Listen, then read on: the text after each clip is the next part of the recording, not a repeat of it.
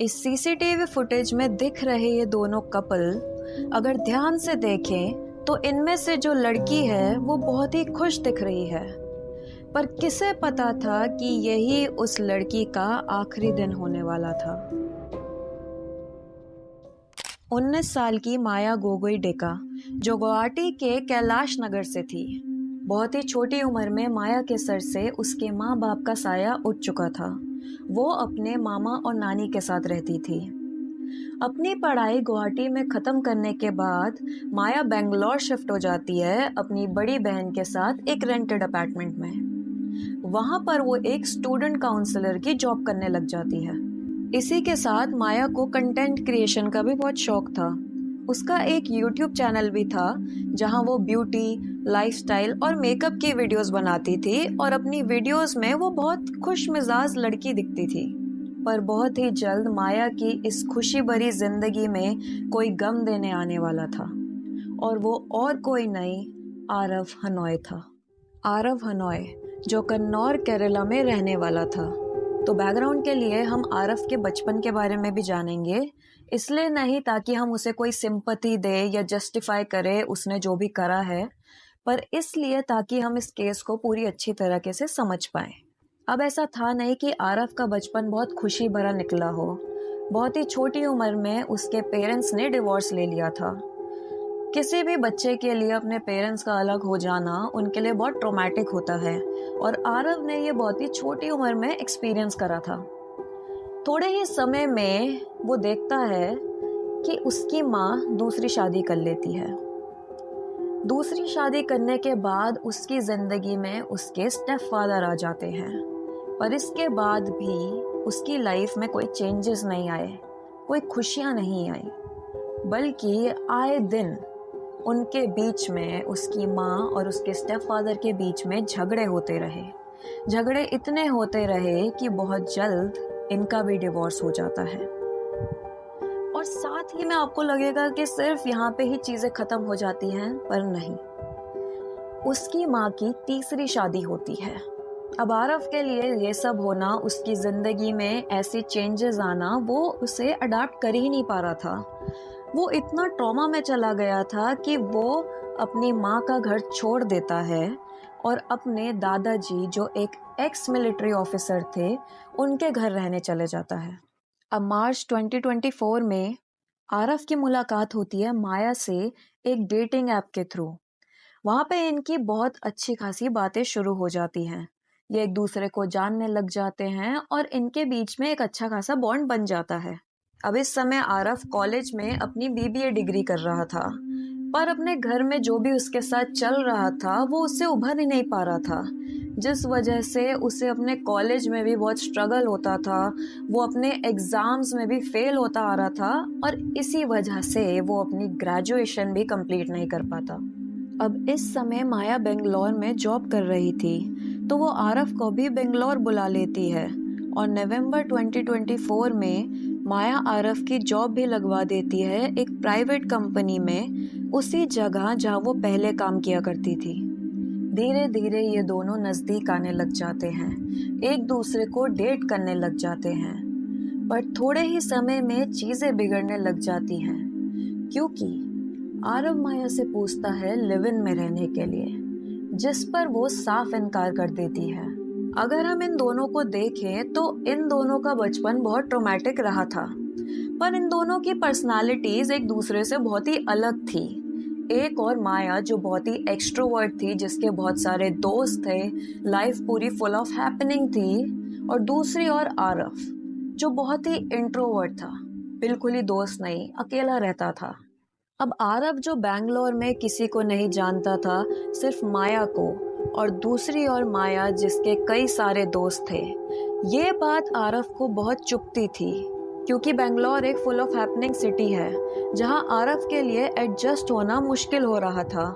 अब इन सब के चलते आरव दिन ब दिन इनसिक्योर होता जा रहा था माया के मेल फ्रेंड्स को लेकर। इन दोनों के बीच में आए दिन झगड़े होते थे। आरव का रोक टोक करना माया के फ्रेंड्स को लेकर ये दिन ब दिन बढ़ता ही जा रहा था, और इसी इनसिक्योरिटी की वजह से आरव ने माया को लिव इन के लिए भी पूछा था। और दूसरी ओर अगर हम माया को देखें तो वो बेंगलोर में अपनी बड़ी बहन के साथ रहती थी, और ऐसे अपनी बड़ी बहन को छोड़ देना और लिव इन में रहने लग जाना आरव के साथ, ये उसके लिए पॉसिबल नहीं था। उसने अपने घर पर नहीं बताया हुआ था कि वो आरव को डेट कर रही है, और ऐसे लिव इन में रहना भी उसके लिए बहुत बड़ी बात थी, तो वो मना कर देती है। पर उसकी ना के पीछे आरव को कोई और ही वजह लग रही होती है। आरव को शायद ये लग रहा होता है कि जैसे बचपन में उसके पेरेंट्स का डिवोर्स हो गया था, वैसे ही कहीं माया भी उसे छोड़कर ना चली जाए। अब आरव माया को एक दिन के लिए उसके साथ रुकने को कहता है। वो कहता है कि वो एक दिन के लिए तो उसके साथ हैंग आउट करने चल सकती है, और माया को लगता है ये इतनी बड़ी बात नहीं है, और वो इस पे राजी हो जाती है। पर यही उसकी सबसे बड़ी गलती थी। अपने घर से निकलते समय माया अपनी बहन को ये बताती है कि वो एक ऑफिस पार्टी में जा रही है और वो रात में नहीं आ पाएगी। वो दोनों 23 नवंबर को दोपहर के कुछ 12:30 पर चेक इन करते हैं इंदिरा नगर के होटल रॉयल लिविंग में। इस सीसीटीवी फुटेज में देख सकते हैं कि कैसे माया कितनी खुश दिख रही है, और आरव उसे पीछे बैठने के लिए कहता है, और थोड़ी ही देर में सारी फॉर्मेलिटीज पूरी करने के बाद वो दोनों अपने रूम में चले जाते हैं। अब अगले दिन इनका चेकआउट होता है, पर 11 बजे तक जब ये दोनों चेकआउट नहीं करते तो होटल स्टाफ इन्हें कॉल करता है। तब आरव एक और दिन एक्सटेंड करवाता है, और यही सेम चीज 25 नवंबर तक चलती है। 25 नवंबर को भी आरव एक और दिन एक्सटेंड करवा लेता है। पर हैरानी की बात ये थी कि जब तक ये दोनों उस रूम में थे, ना ही इन्होंने रूम सर्विस को बुलाया, ना ही ये दोनों बाहर गए, और ना ही इन्होंने कोई खाना ऑर्डर किया। अब 26 नवंबर को कुछ सुबह के 8:19 पर आरव बिना होटल के स्टाफ को बताए और बिना अपना सामान लिए होटल से बाहर निकल जाता है। अब कुछ 4 घंटे बाद इनका चेकआउट का टाइम होता है। तब होटल का स्टाफ इनके रूम में कॉल करता है, पर कोई भी फोन नहीं उठाता। बहुत कॉल करने के बाद वो आरव के फोन पर भी कॉल करते हैं, और वो भी स्विच ऑफ था। तो होटल का स्टाफ इनके रूम पर जाता है और नॉक करता है, और नॉक करने पे भी कोई खोल नहीं रहा होता गेट। फिर होटल का स्टाफ ये देखता है कि वो गेट खुला होता है, उस पे कोई भी लॉक नहीं लगा था। और जैसे ही वो उस रूम में जाते हैं तो वहाँ का दृश्य कुछ ऐसा था जो उन्हें हिला कर रख दिया।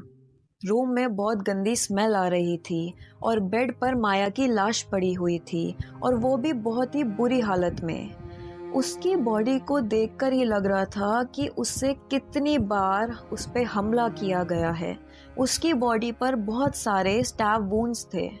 ये देखने के बाद स्टाफ पुलिस को कॉल कर देते हैं, और वहाँ पे जब पुलिस पहुँचती है तो इतना तो समझ में आ रहा था, इतनी बदबू होती है उस रूम में, हर जगह खून फैला हुआ था। इससे उन्हें ये तो समझ आ रहा था कि ये जो खून था, ये जो मर्डर किया गया है, ये बहुत ही पहले कर दिया गया था। उस रूम में एक मोबाइल फोन भी था, और साथ में एक नीचे रखी हुई नायलॉन की रस्सी भी पड़ी हुई थी। वहाँ पर जो एस्ट्रेस थे उसमें बहुत सारे सिगरेट बट्स भी थे। अब उस रूम का जो दृश्य था उसे देख के एक चीज तो पता चल रही थी कि ये जो मर्डर था ये बहुत ही अनप्लान्ड था, बहुत ही जल्दबाजी में किया गया हो। क्योंकि जैसे माया को मारा गया था वो बहुत ही एग्रेसिव था, लाइक बिना सोचे समझे बस मारते चला गया हो कोई, और साथ ही में सारे सबूत पीछे छोड़े हुए थे। अब पुलिस जब आरव को ढूंढ रही होती है तो उन्हें पता चलता है कि 26 नवंबर को जब वो होटल से निकलता है तो आरव ने एक कैब बुक की थी जो उसे रेलवे स्टेशन ले जाती है। अब शायद आरव को पकड़ना मुश्किल हो जाता, पर एक चीज ने पुलिस की बहुत मदद की, वो था आरव का मोबाइल फोन का बीच बीच में ऑन होना।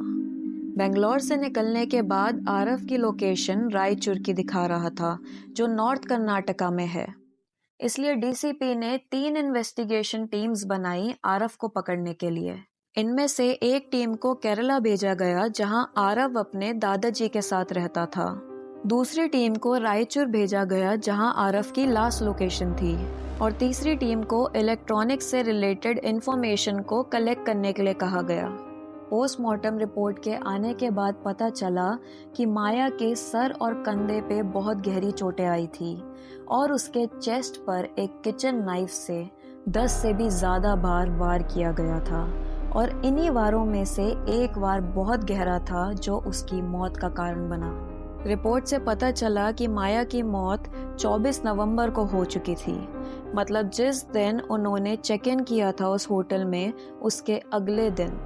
अब इससे पूरी तरह साफ साफ ये तो पता चल गया था कि प्राइम सस्पेक्ट तो आरव ही है, पर उसे पकड़ना बहुत ही मुश्किल हो रहा था क्योंकि वो बार बार अपनी लोकेशन चेंज कर रहा था।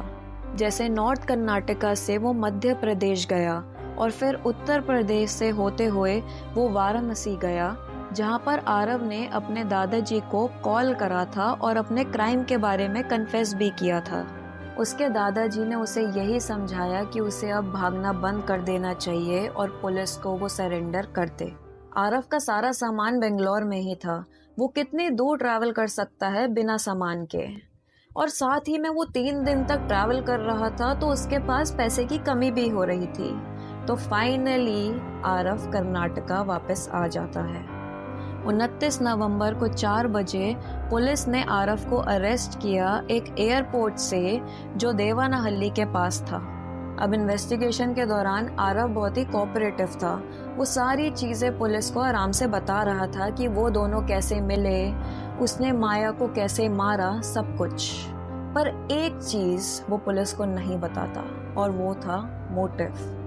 जब पुलिस ने उससे पूछा कि उसने क्यों मारा, तो आरव का कहना था कि ये उनका पर्सनल मैटर है, जो भी हुआ वो उन दोनों के बीच में था और वो ये किसी को नहीं बताएगा। अब पुलिस इस केस को समझने के लिए और इसके पीछे मोटिव को समझने के लिए आरव को उस क्राइम सीन पर ले जाती है। वो बताता है कि जैसे हम इस सीसीटीवी फुटेज में देख सकते हैं कि माया अपने फ़ोन पर थी। आरव इसी बात से गुस्सा हो जाता है और या कहें वो इनसिक्योर हो जाता है। इसी बात पर इन दोनों की लड़ाई होने लगती है और थोड़ी ही देर में ये हाथापाई में बदल जाती है। उसी दिन 23 नवंबर की शाम को आरव जेप्टो से एक किचन नाइफ और एक नायलॉन की रस्सी मंगवाता है। उस रस्सी से वो पहले माया का गला घोटता है और फिर उस नाइफ से उसे जान से मार देता है। और इवन जैसे मैंने कहा था कि ये मर्डर अनप्लान्ड दिख रहा था, जैसे इम्पल्स में आके किया गया हो, और वही चीज़ साबित होती है। जैसे आरव को बहुत गुस्सा आ रहा था और गुस्से में आके वो बस मारता चला गया बिना सोचे समझे। एक और चीज़ इस केस में जो थोड़ी वियर्ड थी वो ये थी कि इवन जब आरव ने माया को मार दिया था तो वो उसकी लाश के साथ 2 दिन तक उस रूम में क्यों था? वो उसकी लाश के साथ उसी बेड पे बस लेटा रहा और सिर्फ सिगरेट पीता रहा। पूरे 2 दिन तक वो बहुत सारी सिगरेट पीता रहा, जैसे उस रूम में इतनी सारी सिगरेट बट्स भी मिली थी। और जब माया की बॉडी से बदबू आने लगी तब वो उस रूम को छोड़ देता है। आरव को बीएनएस सेक्शन 103 और 238 के अंडर अरेस्ट किया जाता है। उसका साइकेट्रिक इवैल्यूएशन भी होता है और उसके बाद ही उसे कोई सज़ा सुनाई जाएगी। अभी इस केस में कोई अपडेट्स नहीं आए हैं और अभी भी ये चल रहा है। इस केस में मैंने आरव के बचपन की बात इसलिए ही की थी, उसके चाइल्डहुड ट्रॉमा को समझने के लिए, और उसी ट्रॉमा से उसकी इनसिक्योरिटी का जन्म हुआ और उसी इनसिक्योरिटी ने माया की जान ले ली। कोई भी तुम्हारा पास्ट ट्रॉमा या कुछ भी जस्टिफाई नहीं करता कि तुम उसे किसी का मर्डर कर दो, पर हमने ये केस अच्छे से समझने के लिए मैंने उसका ये बचपन वाला जो फेस था वो भी समझाया था। तो दोस्तों, यही था माया गोगोई और आरव हनॉय का केस। ये कहानी तो यहीं पर समाप्त होती है, पर हमारी कहानी जारी रहेगी। मिलते हैं मेरी अगली वीडियो में एक और नए क्राइम केस के साथ। तब तक के लिए अपना ख्याल रखिए। धन्यवाद।